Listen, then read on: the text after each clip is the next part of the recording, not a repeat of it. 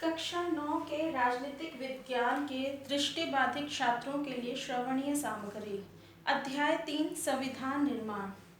छात्रों, आज हम भारत के संविधान की उद्देशिका के बारे में ज्ञान हासिल करेंगे।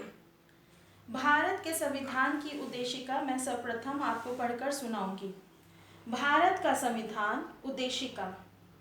हम भारत के लोग भारत को एक संपूर्ण प्रभुत्व संपन्न समाजवादी पंथ निरपेक्ष लोकतंत्रात्मक गणराज्य बनाने के लिए तथा उसके समस्त नागरिकों को सामाजिक आर्थिक और राजनीतिक न्याय विचार अभिव्यक्ति विश्वास धर्म और उपासना की स्वतंत्रता प्रतिष्ठा और अवसर की समता प्राप्त कराने के लिए तथा उन सब में व्यक्ति की गरिमा और राष्ट्र की एकता और अखंडता सुनिश्चित करने वाली बंधुता बढ़ाने के लिए दृढ़ संकल्प होकर अपनी इस संविधान सभा में आज तारीख 26 नवंबर 1949 ईस्वी मिति मार्गशीर्ष शुक्ल सप्तमी संवत 2006 विक्रमी को एतद द्वारा इस संविधान को अंगीकृत अधिनियमित और आत्म अर्पित करते हैं।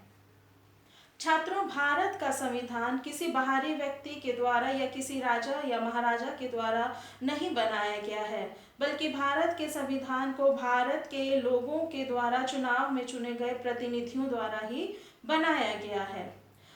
भारत के संविधान की उद्देशिका में विभिन्न प्रकार के शब्द आए हैं। हम इन शब्दों का अर्थ जानने का प्रयास करेंगे। सर्वप्रथम, प्रभुत्व संपन्न। प्रभुत्व संपन्न का अर्थ होता है लोगों को अपने से जुड़े हर मामले में फैसला करने का सर्वोच्च अधिकार होना। कोई भी बाहरी शक्ति भारत की सरकार को आदेश नहीं दे सकती है।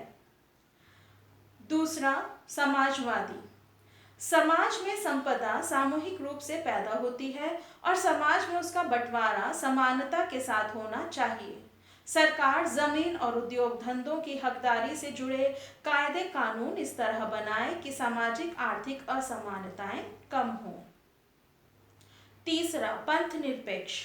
नागरिकों को किसी भी धर्म को मानने की पूरी स्वतंत्रता है, लेकिन कोई धर्म आधिकारिक नहीं है। सरकार सभी धार्मिक मान्यताओं और आचरणों को सम्मान देती है। पांचवा, लोकतंत्रात्मक।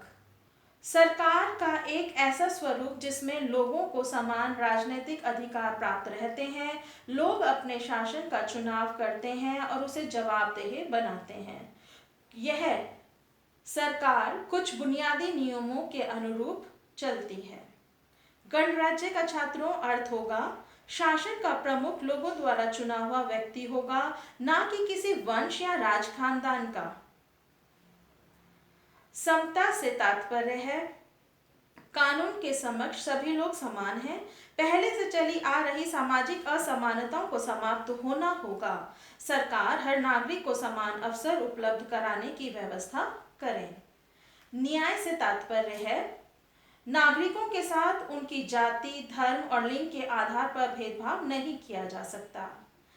भारतीय संविधान की उद्देशिका में स्वतंत्रता से तात्पर्य है नागरिक कैसे सोचें, किस तरह अपने विचारों को अभिव्यक्त करें और अपने विचारों पर किस तरह अमल करें, इस पर कोई अनुचित पाबंदी नहीं है।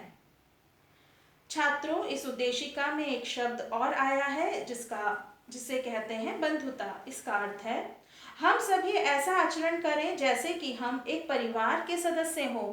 कोई भी नागरिक किसी दूसरे नागरिक को अपने से कमतर ना माने। तो छात्रों, इस प्रकार से आज हमने भारत के संविधान की उद्देशिका के बारे में पढ़ा और यह भारत का प्रेम्बल अंग्रेजी में कहलाता है।